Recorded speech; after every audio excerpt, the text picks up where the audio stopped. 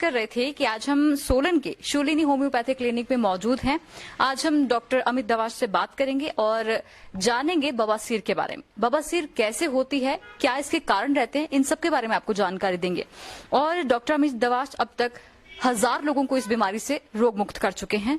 तो आज उनसे जानेंगे कि कैसे तो ये बीमारी उत्पन्न होती है और क्या इसके लक्षण रहते हैं, और जो लोग इस बीमारी से अगर ग्रसित हैं या उनके आस पड़ोस या नेबर कोई भी रिश्तेदार उनका इस बीमारी से ग्रसित है तो वो उनके लिए सवाल भी पूछ सकते हैं और आप लोग लाइव में अपने सवाल पूछ सकते हैं। साथ ही साथ आप इस स्ट्रीम को जरूर शेयर करें ताकि आपके जो सगे संबंधी इस बीमारी से ग्रसित हैं तो वो लोग भी इसके बारे में जान सके। तो सबसे पहले डॉक्टर जी का स्वागत करते हैं। डॉक्टर साहब आपका स्वागत है। धन्यवाद जी। तो डॉक्टर साहब, हम आज जिस टॉपिक पे बात करने वाले हैं वो है बवासीर। इस बीमारी से बहुत से लोग ग्रसित हैं और कई बार ऐसा होता है कि लोग इस बीमारी के बारे में बातचीत नहीं कर पाते हैं या फिर शर्म से महसूस करते हैं अपनी इस बीमारी के बारे में बताने के बारे में। तो सबसे पहले हम आपसे यही जानना चाहेंगे कि बवासीर के कारण है क्या, ये कैसे होती है? देखिए, बहुत अच्छा सवाल है आपका। और आज की डेट में बात करें तो बहुत लोग इस समस्या से परेशान हुए क्योंकि हमारा जो लाइफ स्टाइल है, हमारा जो खान पान है वो बहुत पूरी तरह से गलत हो चुका है। लाइफ स्टाइल हम देखते हैं कि हम अगर खाने की अगर हम बात करें तो खाने में ही हम देखते हैं कि बहुत ज्यादा फास्ट फूड हम लोग ले रहे हैं, हेल्दी डाइट हम लोग नहीं ले रहे हैं। तो उसका असर कहीं ना कहीं हमारी जीवन शैली पर, हमारे स्वास्थ्य पर पड़ता ही पड़ता है। तो जो बवासीर है ये समस्या एक ऐसी समस्या है जो कि हम देखते हैं कि आपके गलत खान पान होने की वजह से भी आपको होती है। साथ ही इसके साथ साथ जो सबसे बड़ा रेस्पॉन्सिबल जो चीज है इसके लिए वो कब्ज है आपका। अगर आपको कब्ज रहता है तो आपको ये समस्या होने ही वाली है। अब हमने ध्यान किन चीजों का रखना है? ध्यान हमने इस चीज का रखना है कि सबसे पहले हम जानते हैं कि पाइल्स होती क्या है। तो साथियों, होता क्या है कि हमारे शरीर के अंदर 2 प्रकार की रक्त वाहिनियां होती हैं। एक वो रक्त वाहिनी जो हृदय से शुद्ध रक्त यानी कि ऑक्सीजनेटेड ब्लड को शरीर की कोशिकाओं तक ले जाने का काम करती है, जिसको हम आर्टरीज कहते हैं। एक होती है वेन्स जो कि डीऑक्सीजनेटेड ब्लड को हार्ट में लेके आती हैं और हार्ट से फिर वो लंग्स में जाता है साफ होने के लिए, यानी कि ऑक्सीजनेटेड होने के लिए। अब होता क्या है कि बहुत लंबे समय तक अगर आपको कब्ज की शिकायत बनी रहती है तो आप मल त्याग करते समय बहुत ज्यादा जोर लगाते हैं, ठीक है। और वो जोर लगने की वजह से हम देखते हैं कि जो रेक्टल वेन है आपकी, जो गुदा की आपकी जो सिराएं हैं, उनके अंदर रक्त जो है वो रुकना शुरू हो जाता है।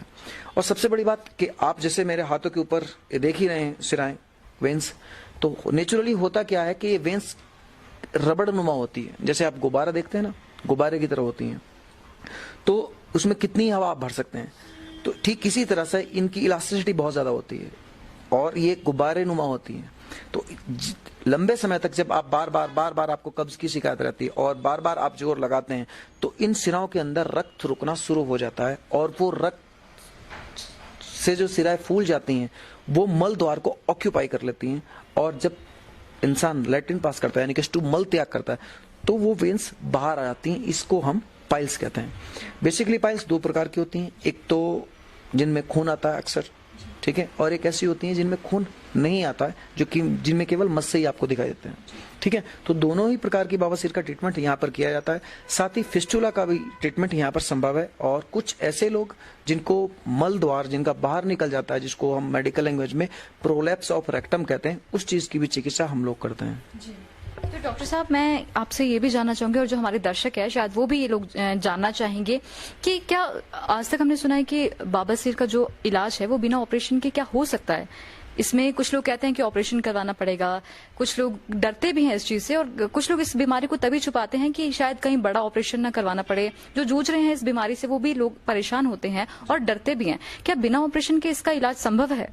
जी हाँ, हमारे बहुत ऐसे पेशेंट हैं जो कि आप बता चुके हैं। हमारे बहुत ऐसे पेशेंट हैं जो लोग बिना ऑपरेशन के इस बीमारी से निजात पा चुके हैं।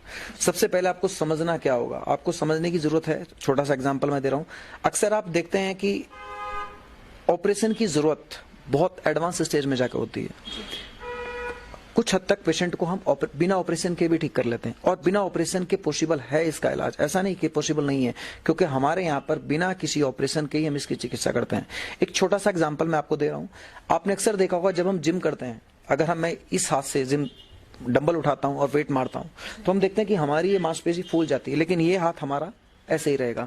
अब जैसे ही हम जिम करना छोड़ते हैं हमारा शरीर उसी रूप में वापस आ जाता है। तो समझने की जरूरत क्या है? समझने की जरूरत ये है कि जो पाइल्स हुई है उसका जो मुख्य कारण है आपको उसको समझना है। पाइल्स क्या है? एक बीमारी है वो बीमारी क्यों हुई है, उसके कारण को आपने समझना है। जब तक आप कारण का निवारण नहीं करने वाले तब तक आपकी जो बीमारी है वो सोल्व नहीं हो सकती है। ध्यान क्या रखना है कि पाइल्स का जो मुख्य कारण है वो क्या है, आपका कब्ज है। अगर आपको कब्ज बना रहता है और आप फिर भी ऑपरेशन करवा लेते हैं तो ऐसे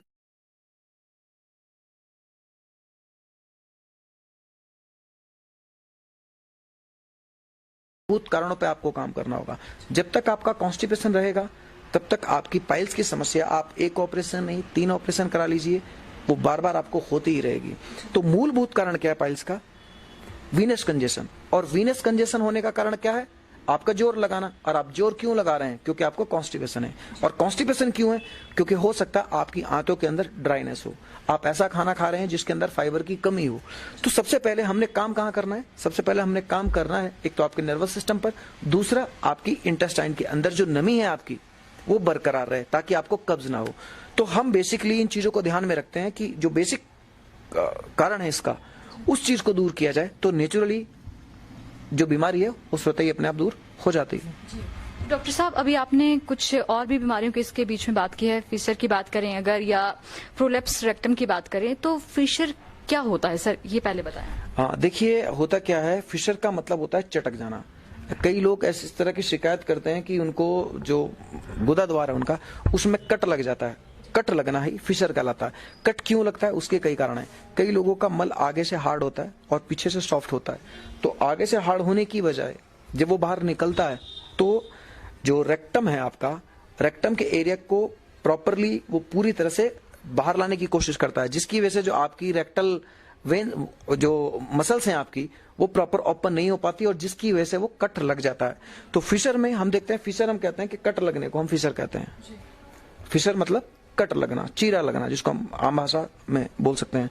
तो ध्यान ये रखिए, अगर ये भी एक कब्ज की वजह से ही प्रॉब्लम होती है, ठीक है, और ड्राइनेस की वजह से प्रॉब्लम होती है। तो मतलब अगर बात करें सभी बीमारियों की, अगर ये जो बीमारियां अभी आपने गिनाई है, फिशर की बात करें या फिर बवासीर की बात करें, सभी बीमारियां जो है कब्ज से होने वाली हैं। जी हाँ। और अभी हम बात ये भी पूछना चाहेंगे कि जो फिशर है इसका इलाज कैसे होता है। देखिए, फिशर का ट्रीटमेंट जो है होम्योपैथी में बहुत ही आसानी से होता है और कई पेशेंट हमारे ऐसे हैं जो पूरी तरह से ठीक हो चुके हैं। सबसे पहले तो हम पेशेंट की जो डाइट है उसको रेगुलेट करते हैं।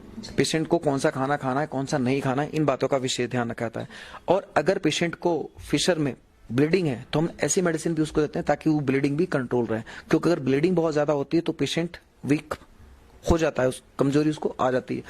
तो बेसिकली हमारा जो बेसिक मुद्दा होता है वो लक्षणों पर आधारित होता है कि पेशेंट को सिम्टम्स किस तरह का रहे हैं। कई लोगों को सुई की तरह चुभन वाला दर्द भी हो सकता है, कई लोगों को जैसे ब्लेड से कट लग जाता है इस तरह का दर्द हो सकता है। तो इसमें होम्योपैथी की मेडिसिन को सिम्टोलॉजी के अकॉर्डिंग हमने चूज करना होता है और पेशेंट को हम देते हैं।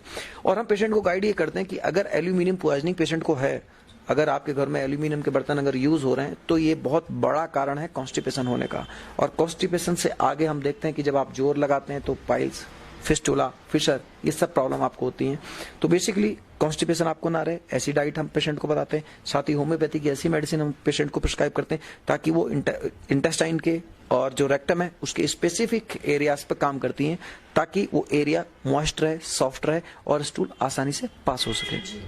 तो सभी बीमारियों को कारण अगर माना जाए तो कॉन्स्टिपेशन है, यानी कि कब्ज होना ही सभी बीमारियों का कारण है। जिसको कब्ज है उसी को बवासीर भी होगी और फिशर जैसी बीमारियां भी उसको उत्पन्न हो सकती हैं। तो सर आप थोड़ा सा जो ये कब्ज है, कॉन्स्टिपेशन है, तो इसके बारे में थोड़ा सा बताएं सर। देखिए, कब्ज क्यों होता है, कब्ज का कारण क्या है, ये एक बहुत बड़ा टॉपिक है, लेकिन फिर भी मैं कुछ चीजें आपको डिटेल में बता रहा हूँ। सबसे पहले तो आपका अनियमित खान पान, दूसरा आप जो मैदा युक्त खाना आप खा रहे हैं वो, क्योंकि मैदा बहुत पतली होती है और आपकी आंतों से बहुत आसानी के साथ चिपकती है, और चिपकने के साथ साथ हम देखते हैं कि वो पानी को लंबे समय तक रोक नहीं पाती है। जबकि हमने देखा है कि आप कहीं भी जाते हैं, किसी भी हॉस्पिटल में जाते हैं, वहां आपको बताया जाता है कि आप ऐसा खान पान अपनाएं जिसके अंदर फाइबर ज्यादा हो, क्योंकि फाइबर बहुत लंबे समय तक पानी को रोक कर रखता है, जबकि मैदा जो है वो लंबे समय तक पानी को रोक कर नहीं रखती, जो कि कॉन्स्टिपेशन का एक बहुत बड़ा कारण बनता है। कुछ लोग ऐसे हैं जिनकी दिनचर्या ही गलत है, कुछ लोग ऐसे हैं जो रात को लेट सोते हैं और सुबह लेट उठते हैं। तो सुबह अगर हम आयुर्वेद की बात करें तो 7:30 6:30 से 7:30 बजे का समय ऐसा होता है कि आपकी जो बड़ी आंत है वो क्लीन होने का समय होता है। तो अगर उस टाइम अगर आप मल त्याग नहीं करते तो लंबे समय तक जब मल आपकी आंतों के अंदर पड़ा रहता है तो आपकी आंतें लगातार उससे पानी अवशोषित करती रहती है। तो जो मल सॉफ्ट था वो लंबे समय तक आंतों में पड़ा रहने की वजह से उसका पानी आंतें सोख रही हैं और वो धीरे धीरे हार्ड स्टूल में कन्वर्ट हो जाता है, जो कि कॉन्स्टिपेशन का कारण बनता है। तीसरा ये कि हम देख रहे हैं कि एल्यूमिनियम पॉइजनिंग आज की डेट में बहुत कॉमन हो चुकी है, क्योंकि हर घर में एल्यूमिनियम के बर्तन यूज हो रहे हैं और एल्यूमिनियम ही एक ऐसा धातु है जिसकी वजह से बहुत ज्यादा कंडीशन हम कह सकते हैं जो बहुत ज्यादा डिजीजेज हम लोगों को हो रही हैं, क्योंकि एल्यूमिनियम पॉइजनिंग एक बहुत बड़ा टॉपिक है जिसपे हम कभी बात करेंगे। तो अगर आपके घर में एल्यूमिनियम के बर्तन हैं और आपको सॉफ्ट स्टूल है और सॉफ्ट स्टूल को पास करने में भी आपको जोर लगाना पड़ रहा है, तो समझ लीजिए कि आपको एल्यूमिनियम पॉइजनिंग हो चुकी है। तो एल्यूमिनियम पॉइजनिंग जब होती है तो ड्राइनेस बहुत काउज होती है, और ड्राइनेस जब काउज होगी तो नेचुरली जो म्यूकस है आपकी इंटेस्टाइन का या फिर जो रेक्टम के अंदर म्यूकस लेयर होती है आपकी, वो ड्राई हो जाती है। और ड्राई होने की वजह से कई बार जो मल हार्ड होता है जब वो बाहर निकलता है तो नेचुरली फिशर भी पड़ सकता है और वैसे भी इरोजन हो सकता है, उसकी वजह से भी ब्लीडिंग हो सकती है। तो कॉन्स्टिपेशन के लिए सबसे ज्यादा जरूरी क्या है, आप अपना नियमित रूप से अपना खान पान सही रखें, दिनचर्या अपनी सही रखें। साथ ही एल्यूमिनियम अगर आपको पॉइजनिंग है तो इसके लिए होम्योपैथी में मेडिसिन आती है, इसको एंटीडोट करने के लिए, वो आप यूज कर सकते हैं और बहुत अच्छे उसके परिणाम हैं। और हाँ, कुछ लोग ऐसे हैं जो लंबे समय तक सिटिंग में रहते हैं, ठीक है, और लोग ऐसे हैं जो लंबे समय तक सिटिंग में रहते हैं। तो ऐसे लोगों से मेरा निवेदन है कि सुबह 1 घंटा आप वॉक जरूर करें, क्योंकि जब आप वॉक करते हो तो पूरे शरीर की मूवमेंट होती है, और आप जब पैदल चलते हैं तो इंटेस्टाइन की मूवमेंट यानी कि जिसको हम कहते हैं पेरिस्टाल्टिक मूवमेंट, वो बहुत अच्छी रहती है। तो पेरिस्टाल्टिक मूवमेंट का अच्छा रहना आपके लिए बहुत जरूरी है, क्योंकि पेरिस्टाल्टिक मूवमेंट अगर आपकी सही है और ड्राइनेस अगर आपको नहीं है तो आपको कॉन्स्टिपेशन नहीं हो सकता। तो कॉन्स्टिपेशन नहीं होगा तो आगे चलने वाली जो बीमारियां हैं उनके चांसेस भी कम होंगे। तो डॉक्टर साहब, जो हमारे दर्शक हमारे साथ जुड़े हैं वो भी कुछ सवाल अब पूछ रहे हैं। तो यहाँ पर जय सहूता जी पूछ रहे हैं कि फिस्टुला के बारे में बात करूं। तो डॉक्टर साहब अब थोड़ा सा आप बता दीजिए, वैसे हम अगले प्रोग्राम में भी इन सब बीमारियों के बारे में आपको डिटेल में बताने वाले हैं, लेकिन इनका सवाल है तो आप इसके बारे में जरूर बताएं। देखिए, फिस्टुला को हम आम भाषा में भगंतर कहते हैं। ये एक होल टाइप का होता है, एक पैसेज बन जाता है जिसमें दोनों तरफ से पैसेज हो सकता है। कई बार इसमें पस आपको आ सकता है, ठीक है, कई बार ब्लीडिंग भी आ सकती है, और अगर वो पैसेज पूरा क्लियर हो गया है तो कई बार हम देखते हैं कि जब पेशेंट मल त्याग करता है तो मल त्याग करते वक्त हम देखते हैं कि उस पैसेज से मल भी आता है। तो इसके लिए सबसे ज्यादा जरूरी क्या है कि आपके शरीर के अंदर ब्लड का जो सर्कुलेशन है वो सही होना चाहिए। आप लंबे समय तक बैठे ना रहें। कुछ लोग ऐसे हैं जो लंबे समय तक बैठे रहते हैं और हम देखते हैं कि उनके पैरों में झनझनाहट शुरू हो जाती है, ब्लड सर्कुलेशन उनका प्रभावित होता है। तो अक्सर ये प्रॉब्लम्स आती हैं उन लोगों को जो लोग बहुत लंबे समय तक सिटिंग करते हैं, चाहे वो ड्राइवर हो, चाहे वो टीचर्स हों या बैंकर्स हों, इन लोगों को ये ज्यादा प्रॉब्लम्स आती है। तो ऐसे लोगों को ध्यान ये रखना है कि बॉडी उनकी एसिडिक हो चुकी है, तो अपनी चीजों में वो चीजें शामिल करें आप जिसकी वजह से आपका जो ब्लड है वो अल्कलाइन रहे, यानी कि खून आपका आम भाषा में पतला रहे, ठीक है। इन चीजों का आपने ध्यान रखना। बाकी फिस्टुला के भी हमारे कई ऐसे केसेस हैं जो पूरी तरह से ठीक हैं। तो इन्हीं सब के साथ अब आगे हम बात करेंगे प्रोलैप्स रेक्टम के बारे में, क्योंकि आपने जब हमें शुरू में बताया कि कब्ज के साथ साथ ये चीजें होती हैं, तो कब्ज के बारे में हमने बात की और फिशर के बारे में हमने बात की। तो प्रोलैप्स रेक्टम के बारे में अब हम जानना चाहेंगे, थोड़ी सी जानकारी इसके बारे में भी दें। जी देखिए, प्रोलैप्स ऑफ रेक्टम आम भाषा में प्रोलैप्स ऑफ रेक्टम का मतलब होता है जो मलाशय आपका, जहां पर आपका मल इकट्ठा हो रहा है ना, वो बाहर आ जाता है। अब वो क्यों आता है? क्योंकि आपका जो मलाशय है उसके जो लिगामेंट्स है जो बंधा हुआ है वो कमजोर पड़ जाता है, या फिर आपका जो रेक्टम की जो मसल्स है आपकी जो गोलनुमा होती है, बिल्कुल गोल होती है, वो अगर वो मसल्स लूज पड़ जाती है तो पेशेंट जैसे ही खड़ा होता है और जोर लगाता है तो इंट्रा एब्डोमिनल प्रेशर बढ़ने की वजह से हम देखते हैं कि वो चीज बाहर आ जाता है, मलद्वार बाहर आता है। कई लोग ऐसे हैं जिनको लैट्रिन करने पर वो मलद्वार बाहर आता है। कई लोग ऐसे हैं जो वेट उठा रहे हैं, ठीक है, हैवी वेट उठा रहे हैं, लेकिन शरीर में इतनी जान नहीं है और वेट तो उठा लिया लेकिन प्रोलैप्स ऑफ रेक्टम हो जाता है। प्रोलैप्स ऑफ रेक्टम या फिर हम कहते हैं प्रोलैप्स ऑफ यूट्रस भी महिलाओं में जो देखा जाता है, बच्चेदानी का नीचे उतर जाना, वो भी इसी वजह से होता है। लक्षण मतलब कारण जो है वो क्या है? इंट्रा एब्डोमिनल प्रेशर का राइज होना और लिगामेंट्स का वीक होना। और जो रेक्टम है इसकी जो बाहरी जो मांसपेशी है जब वो लूज पड़ जाती है तो उस वजह से भी आपका जो मल द्वार है वो बाहर की तरफ खिसक जाता है। इसमें हम देखते हैं कई लोग ऐसे हैं जो कि पेशाब करने के लिए भी बैठते हैं तो भी थोड़ा वो जोर पेशाब करने के लिए भी लगाते हैं तो भी उनका मल द्वार बाहर आता है। इसका पूरी तरह से इलाज संभव है होम्योपैथी में, कई केस हमारे ठीक हो चुके हैं, आप मेरे पेज पर जाकर भी देख सकते हैं। जी। तो डॉक्टर साहब, अब ये जानना चाहेंगे कि जो लोग इस बीमारी से ग्रसित होते हैं, किन लोगों में ये बीमारियां ज्यादातर देखी जाती हैं और किस तरह का काम करने वाले लोग या फिर किस तरह की दिनचर्या रखने वाले लोगों में ये बीमारियां उत्पन्न होती हैं? देखिए, दिनचर्या के बारे में तो मैं आपको पहले ही बता चुका हूँ। अब बात करते हैं काम करने वाले की। अगर हम मॉडर्न टाइम की अगर हम बात करें तो इस समय हम देखते हैं कि बहुत से लोग ऐसे हैं जो जिम कर रहे हैं, ठीक है, अच्छे परिवार के लोग हैं, और कुछ लोग ऐसे हैं जो बॉडी बनाने के चाहत में जिम जाते हैं, और जिम पहुंचकर वो लोग अननेसेसरी, ठीक है, हैवी वेट उठाना शुरू कर देते हैं। तो हमारे पास कई ऐसे केसेस आए हैं जो कि जिम में जाने के बाद जिनको ये प्रॉब्लम्स आई है। किसी को इंग्वाइनल हर्निया हुआ है, तो किसी को प्रोलैप्स ऑफ रेक्टम हुआ है, और किसी को पाइल्स की प्रॉब्लम हुई है। ऐसे कई लोग हैं हमारे पास, नवयुवक हैं जिनको इस तरह की प्रॉब्लम आई है। तो आपसे मेरा निवेदन है कि अगर आपको पाइल्स की या प्रोलैप्स ऑफ रेक्टम की अगर प्रॉब्लम है तो आप हैवी वेट बिल्कुल ना उठाएं, क्योंकि अगर आप हैवी वेट उठाते हैं तो इंट्रा एब्डोमिनल प्रेशर बढ़ता है, और इंट्रा एब्डोमिनल प्रेशर जब बढ़ता है तो वीनस कंजेशन ज्यादा होती है, और जब वीनस कंजेशन ज्यादा होती है तो रेक्टम पे बहुत ज्यादा जोर पड़ता है। तो उसकी वजह से जो रेक्टम है बाहर भी आ सकता है, और अगर रेक्टम के लिगामेंट अच्छे मजबूत हैं, मांसपेशियां अगर मजबूत हैं, तो हम देखते हैं कि वेन्स बाहर आ जाती हैं, जिसको आम भाषा में हम बवासीर कहते हैं। जी। तो अभी तक जितने भी हमने बीमारियां गिनी हैं या उनके बारे में बात की है, तो बवासीर की बात की सबसे पहले, जैसे कि हमने इस बीमारी से बहुत से लोग जूझ भी रहे हैं, लेकिन इन सब का कारण आपने बताया कि कब्ज है, कॉन्स्टिपेशन होना ही इनका कारण है। तो कॉन्स्टिपेशन के बारे में एक बार फिर से किन कारणों से हो रही है और क्या रहेगा इसमें आगे, इसके बारे में जरूर बताएं डॉक्टर। देखिए, कब्ज के कारण मैं आपको बता चुका हूँ। एक तो मैदा आपने नहीं खाना है जी। ऐसा खान पान आपने अपनाना है जो जिसके अंदर फाइबर ज्यादा हो, फाइबर युक्त खाना आपने लेना है। नंबर 3, दिनचर्या अपनी सही रखनी है, नियमित रूप से व्यायाम करना है, आपने हल्का व्यायाम करना है, और साथ ही ध्यान इस बात का रखना है कि रात का जो भोजन है वो थोड़ा जल्दी आप करें, लेट नाइट ना करें, क्योंकि जितना लेट नाइट आप करते हैं बेसल मेटाबॉलिक रेट आपकी डाउन चली जाती है, तो खाना प्रॉपर डाइजेस्ट हो भी नहीं पाता, तो वो वेस्ट मटेरियल के रूप में ही आपके शरीर को नुकसान पहुंचाता है। तो ध्यान रखें, नियमित रूप से खान पान और फाइबर युक्त भोजन आप लें, और जितना हो सके अपने बर्तन आप बदल सकते हैं, लोहे के बर्तन आप यूज कर सकते हैं, क्योंकि बर्तन बहुत मायने रखते हैं इस चीज के लिए, ठीक है। और जो मैदा युक्त भोजन है आप उससे जरूर दूरी बनाएं। कुछ महिलाएं ऐसी होती हैं कि जिन महिलाओं को कभी प्रॉब्लम नहीं होती है, लेकिन जैसे ही उनकी डिलीवरी होती है और डिलीवरी के दौरान उनको एक इंजेक्शन लगता है, सिजेरियन डिलीवरी की स्पेशली मैं बात कर रहा हूँ, तो क्योंकि महिलाओं को ये रोग बहुत ज्यादा होता है ड्यूरिंग प्रेगनेंसी, क्योंकि प्रेगनेंसी के दौरान महिलाओं एक वेट बियर करती हैं, बच्चा पेट में उनके होता है, तो नेचुरल सी बात है इंट्रा एब्डोमिनल प्रेशर उनका राइज होता है और वीनस कंजेशन ज्यादा होती है, जिसकी वजह से पाइल्स की समस्या हो जाती है। और कई बार ड्यूरिंग डिलीवरी जब महिला जोर लगाती है तो उस दौरान भी इंट्रा एब्डोमिनल प्रेशर बढ़ने की वजह से उनको पाइल्स की प्रॉब्लम हो जाती है।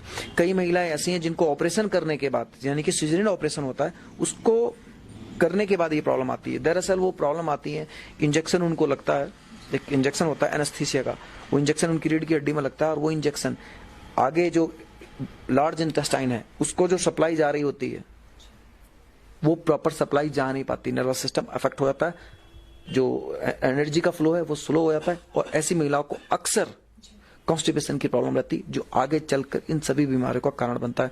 तो ऐसी बहुत सी महिलाएं हमारे पास आई हैं जिनको जो प्रॉब्लम हुई है वो आफ्टर डिलीवरी के बाद हुई है। तो डॉक्टर साहब, कुछ सवालों की ओर भी बढ़ना चाहेंगे। यहाँ पर रोमी जस्टा जी कह रहे हैं कि मेरे मस्सा लगा है और कभी कभी ब्लीडिंग भी होती है। तो रोमी जी, अगर आपको मस्सा है, ब्लीडिंग होती है, तो आप इस बात का विशेष ध्यान रखें कि आपको वात और पित्त दोनों दोष हैं। आपने ध्यान क्या रखना है कि आपने खान पान में एक तो गरम मसालों का सेवन ज्यादा नहीं करना है, लाल मिर्च का सेवन ज्यादा नहीं करना है आपने, और मस्सा है तो इसका मतलब वात भी है, तो वात को बढ़ाने वाली चीजें आपने कम खानी है, जैसे गोभी का सेवन आपने कम करना है, आलू का सेवन कम आपने करना है, राजमा का सेवन आपने कम करना है, और माँ की दाल का आपने सेवन कम करना है। तो ध्यान रखना इस चीज का। रात को चावल का सेवन बिल्कुल आप ना करें, और ज्यादा ही समस्या है तो आप मेरा नंबर स्क्रीन पर देख ही रहेंगे, आप मुझसे संपर्क कर सकते हैं, या हाँ, यहाँ आ भी सकते हैं आप। तो यहाँ पर आगे एक और दर्शक हमारे साथ जुड़े हैं जिन्होंने सवाल पूछा है, लेकिन इनका नाम थोड़ा सा टिपिकल सा है, भूतों के तांत्रिक करके इनका नाम है, और इनका सवाल भी यही है कि मुझे मस्से हुए हैं सर। देखिए, मस्से आपके ठीक हो सकते हैं सर पूरी तरह से, और हजारों लोग यहाँ से ठीक हुए हैं, बिना ऑपरेशन के हम लोग ये चिकित्सा करते हैं, क्योंकि मूलभूत कारण जो है आपकी बीमारी का, उसको जब रिमूव कर दिया जाता है तो सारी बीमारी अपने आप दूर हो जाती है। तो यहाँ पर सर लोगों के सवाल भी लिए और आपने बताया भी कि किस तरह से इन सब बीमारियों का इलाज क्या है और खाने पीने का ध्यान रखना है। तो सर मैं एक बार चाहूंगी कि आप जाने से पहले सभी दर्शकों को जो इस बीमारी से जूझ रहे हैं उन्हें भी, और जो अभी तक इस बीमारी से दूर है उन लोगों को भी एक बार खाने पीने के बारे में जानकारी दें। हाँ देखिए, मैं आप सभी लोगों से ये कहना चाहता हूँ कि सबसे पहले तो आप अपना खाना जो है वो आप ज्यादा एसिडिक खाना ना रखिए। एक तो अगर आप मीठा यूज कर रहे हैं, चीनी अगर आप बहुत ज्यादा ले रहे हैं तो चीनी कम करके आप गुड़ की तरफ आइए। एल्यूमिनियम के बर्तन छोड़कर आप लोहे के बर्तनों की तरफ आइए, या फिर जो पुराने हमारे लोग थे जो बर्तन यूज कर रहे थे उनकी तरफ आप आइए। और फाइबर युक्त आप डाइट लीजिए, मैदा से आप दूरी बनाइए। और जिन लोगों को ये प्रॉब्लम है, बहुत लंबे समय से चल रही है, उन लोगों तो ध्यान रखना भी है, लेकिन वो लोग जो आगे चल के बीमार ना हो उन लोगों ने भी इस चीज का ध्यान रखना है। एक इसके लिए मैं आपको एक योग बता रहा हूं, आपने अक्सर देखा होगा बाबा रामदेव जी जो बटरफ्लाई करके एक योग बताते हैं, वो आपके पेल्विक ऑर्गन्स जो हैं उनके अंदर जो वीनस कंजेशन उनके लिए बहुत अच्छी एक्सरसाइज है, जो हैवीनेस रहती है वो दूर होगी। तो ऐसे लोग बटरफ्लाई भी कर सकते हैं जी। तो सर यहाँ पर सवाल कुछ और भी आ रहे हैं, जरूर इनके हल आपसे जानना चाहेंगे। विपिन ठाकुर जी कह रहे हैं कि स्टार्टिंग का स्टूल जो है हार्ड हो रहा है और बाद में जो है स्टूल नॉर्मल हो जाता है, फिर भी पेन हो रही है, क्या दिक्कत है? हाँ देखिए विपिन जी आगे का स्टूल आपका हार्ड है, यही मैं ऑलरेडी अपने बता चुका हूँ इस प्रोग्राम में। होता क्या है कि रेक्टम की इनएक्टिविटी की वजह से आगे का स्टूल जो हार्ड होता है, और जब आगे का स्टूल बाहर निकलता है तो वो हमारी जो गुदा द्वार है उसको छीलता हुआ बाहर निकलता है, या फिर वो काफी बड़ा होता है। जो एरिया है गुदा द्वार का वो इतना बड़ा नहीं होता जितना वो स्टूल बड़ा हो जाता है अंदर। जब वो बाहर निकलता है जोर लगाकर तो वो कट वहां पर लगाता है, जिसको हम फिशर कहते हैं। तो आपको जो पेन है वो पेन होगा या तो ब्लेड लगने के समान पेन होगा, यानी कि आपको जैसे कट मार दिया हो ब्लेड से, या फिर कोई कांटा चुभने जैसा दर्द आप महसूस करते होंगे, तो ये फिशर की आपको प्रॉब्लम है। जिनका फर्स्ट स्टूल हार्ड होता है अक्सर उन लोगों को फिशर की प्रॉब्लम ज्यादा आती है। तो अगला सवाल पवन चौहान जी का है। एक मेरा सवाल ये पूछ रहे हैं कि जब मैं पेशाब करता हूं तो मेरे बैक में बहुत जोर से पेन होती है और दर्द जो है 30 से 40 सेकंड तक रहती है, लेकिन दर्द बहुत जोर से होती है। देखिए अगर आप पेशाब करते हैं तो अगर आपकी बैक में पेन होती है तो उसका कारण कुछ और भी हो सकता है। हो सकता है आपको किडनी स्टोन भी हो सकती है, ठीक है, तो आप इसके लिए अल्ट्रासाउंड जरूर कराएं अपना। और यहाँ पर देश राज्य फिर से फिस्टुला के बारे में पूछ रहे हैं, जिसके बारे में आप बता चुके हैं, लेकिन थोड़ा सा इन्हें बता दीजिए जाते जाते। देखिए देशराज जी, फिस्टुला के बारे में आप क्या पूछना चाहते हैं, पहले अपना क्वेश्चन आप क्लियर कीजिए, क्योंकि फिस्टुला एक शब्द है ना। आप इसके बारे में आप डिटेल क्या लेना चाह रहे हैं, आप मुझे ये जरूर बताएं। जी। और नरेंद्र ठाकुर जी पूछ रहे हैं कि मस्सों की प्रॉब्लम है और ईचिंग भी होती है। हाँ नरेंद्र ठाकुर जी, अगर मस्से हैं और ईचिंग है तो इसका इलाज पूरी तरह से संभव है, आप हमारे पास विजिट कर सकते हैं। और यहाँ पर विपिन जी ने आपसे पहले पूछा था कि हार्ड और स्टूल के बारे में, कि स्टूल हार्ड हो जाता है फिर नॉर्मल हो जाता है, और उसी के बारे में वो पूछ रहे हैं कि इसका ट्रीट कैसे कर सकते हैं। देखिए सर, इसके लिए होम्योपैथी में मेडिसिन आती हैं जो कि आपकी रेक्टम की एक्टिविटी पर काम करती हैं और वहां पर मॉइस्चर बना रहे, यानी कि नमी बनी रहे, ड्राइनेस ना हो, है ना, उसके लिए आपको मेडिसिन लेनी होंगी। तो आप लोगों के जितने भी सवाल हैं, हमने सवाल डॉक्टर साहब से पूछे हैं और डॉक्टर साहब ने आपको बहुत ही अच्छे तरीके से बताया है कि किस कारण आपको ये दिक्कत हो रही है और इसके लिए आपको क्या करना है। अगर आपको ज्यादा प्रॉब्लम है तो आप डॉक्टर साहब से मिलकर अपनी समस्या का हल जान सकते हैं। और इसी के साथ अब यहाँ पर आप लोगों के सवाल खत्म हुए और डॉक्टर साहब ने आपको बवासीर के बारे में, कॉन्स्टिपेशन के बारे में बताया कि किन कारणों से ये होती है और जब ये हो जाती है तो क्या दिक्कतें आती हैं, इसके बारे में भी आप लोगों को बताया गया है। और इसी के साथ अब डॉक्टर साहब से हम अलविदा भी लेना चाहेंगे, क्योंकि अगले एपिसोड में हम बात करेंगे किसी और प्रॉब्लम के बारे में, जिसके बारे में आप लोग डॉक्टर साहब से और भी सवाल पूछ सकते हैं। और इस स्ट्रीम को ज्यादा से ज्यादा शेयर करें ताकि जो डॉक्टर साहब ने यहाँ पर जानकारी दी है और बताया है किस तरह से आप छुटकारा पा सकते हैं इन बीमारियों से और किस कारण ये होती है, इसके लिए क्या क्या करना है, ये जानकारी भी आप प्राप्त कर सकते हैं। और जाने से पहले डॉक्टर साहब से जरूर ये पूछना चाहेंगे कि अगला एपिसोड कब और किस बीमारी पर हम डिस्कस करने वाले हैं। जी, अगला एपिसोड हम 25 तारीख को करने वाले हैं और हमारा जो अगला एपिसोड रहेगा वो जॉइंट पेन को लेकर रहेगा, यानी कि जोड़ों के दर्द को लेकर। तो अगर आपका कोई सगा संबंधी जोड़ों के दर्द से परेशान है तो आप उस तक हमारा ये मैसेज जरूर पहुंचाएं, वो हमारा लाइव प्रोग्राम जरूर देख सकता है। तो 25 नवंबर को आप लोग जोड़ों के दर्द के बारे में जानना बिल्कुल ना भूलें। 25 नवंबर को हमारे साथ जुड़ें और डॉक्टर साहब से जानकारी प्राप्त करें कि जोड़ों के दर्द के लिए क्या करना है, किन कारणों से ये जोड़ों का दर्द होता है। तो आज का जो टॉपिक था वो बवासीर का था। इसके बारे में सभी को जानकारी दी गई, किस तरह से क्या करना है और क्या नहीं, किस तरह से बीमारी होती है, इसके बारे में भी आपको बताया गया। तो अब आप लोगों से अलविदा लेना चाहेंगे। इसी के साथ देखते रहिए लाइफ टाइम्स टीवी। मैं हूं वर्षा और मेरा साथ दिया senior video journalist Ajay Bhatia ji ने।